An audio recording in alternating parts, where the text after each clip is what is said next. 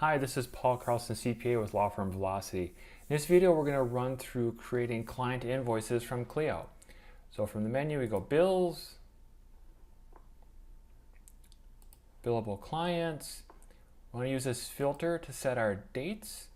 So we want to set so in this simulation, we are running invoices for the time of September 1 through September 15th, 2017.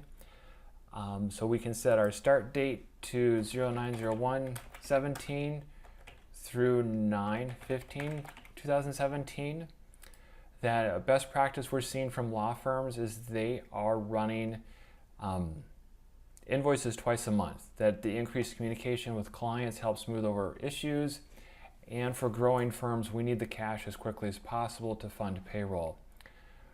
One odd thing that I will typically do is I will set the start date to 1/1/2000 just on the off chance that someone entered time in a prior year, that this way we'll capture it.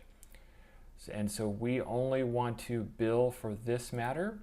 For this example, typically we want to go ahead and run invoices for all time that's within the system. So with that filter and that in place, we're going to go generate.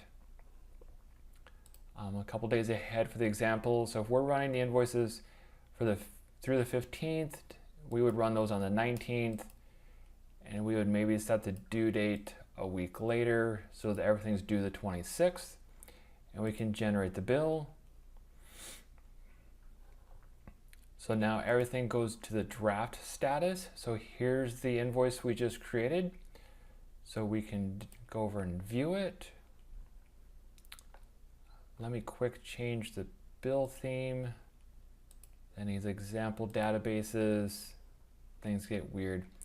All right, so here we have a draft of the invoice. Here's the 3 time charges. Here's the filing fee expense. We have the invoice total, and here's a statement of account. So this all looks correct. At that point, we will say approve. And you can delegate the approval to other people. And from here, we have the approved invoice. We look down in trust. We have $25,000 in trust that we want to apply to the invoice. So we go up to payments. We're going to add a payment. We're going to do the payment as of the invoice. We're going to do the payment the day after the invoice is issued. The source is the trust account. And all of we keep trust money on the matter. So here we have $5,000 on trust. So we can go ahead and make that payment. And we're going to have the funds go into the operating account. So from here we can do post the payment. Let's go back over to the invoice. And so what we're expecting to see is that the balance due is 0. And that we can see that the payment came out of trust. That the things I'm looking for is most of the time we use trust money to pay client invoices, so I'm expecting to see this to be 0. And I'm looking for the trust draw as of today's date to make sure that we didn't accidentally say that payment was from operating funds, which wouldn't reflect the trust draw. From here we're good. And so at this point we can share the invoice, and so we could email this directly to the client, and from here it will be emailed out.